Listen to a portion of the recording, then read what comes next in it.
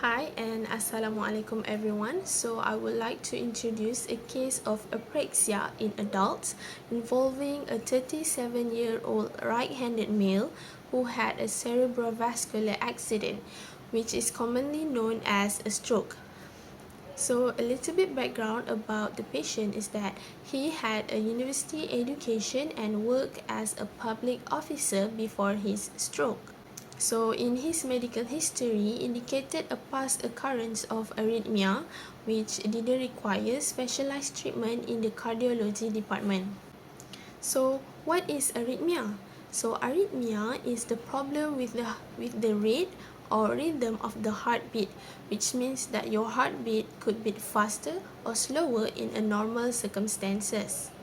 Now let's continue with the patient.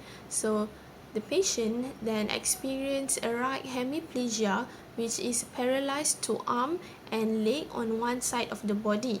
In this patient case, he experienced paralysis on his right side of the body. And then after that, he experienced a sudden speech difficulties during an exercise session, which is in October 2008. And after further assessment to the patient, it has revealed that there is an infarction in the left middle cerebral artery causing his condition, which is stroke. So what is infarction in the middle cerebral artery? So first of all, infarction is the death of tissue caused by the failure of blood supply. And what is middle cerebral artery? So middle cerebral artery is an artery that helps our body to supply the oxygenated blood to our brain. So what is infarction in the middle cerebral artery? Which means that the artery that is responsible to bring the oxygenated blood to our brain has died, which means that it could not bring the oxygenated blood to our brain. Continue on with the patient.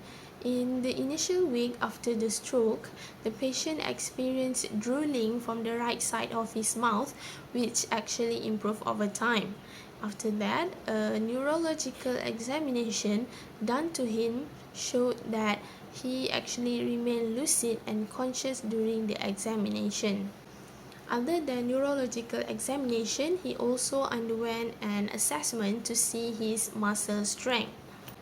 From the assessment, it has showed that his muscle strength had a varying levels of impairment, which is in some muscle groups on the right side of his body functioning at good or fair level, which is a not very good level for muscles. He also made a frequent articulation errors when he were being evaluated after 10 days of the stroke. And the result of the evaluation indicated good fluency and comprehension in spontaneous speech.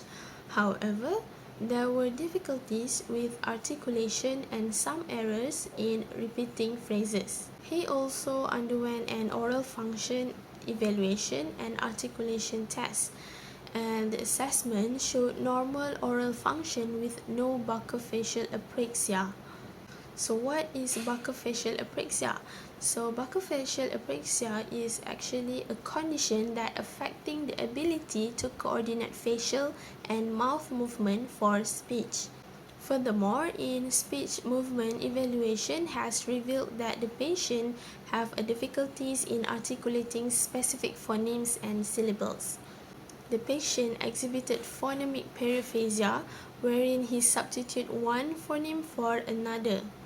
For example, when the patient wanted to say the word spot, he would actually say it like pot instead of spot because he couldn't say the consonant S. Could you say bed? Bed, Could you say cigarette? cigarette, Typewriter? paperetta, paperetta. Okay, was that a correct word, do you think? That sounds all right to me. It's not as good as I could get it, but as good as I could. In addition to that, the patient also had a semantic periphasia, which is the patient said different word than what he intended to say, but the substitute word that he said is actually still related to the word he intended to say. So that is a semantic periphrasia.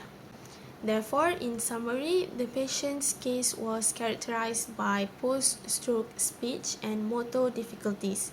Therefore, these complexities in articulation and speech production were observed and documented through various assessments. In conclusion, the patient's journey underscores the importance of speech and language rehabilitation in case of post-stroke aphasia and articulation challenges.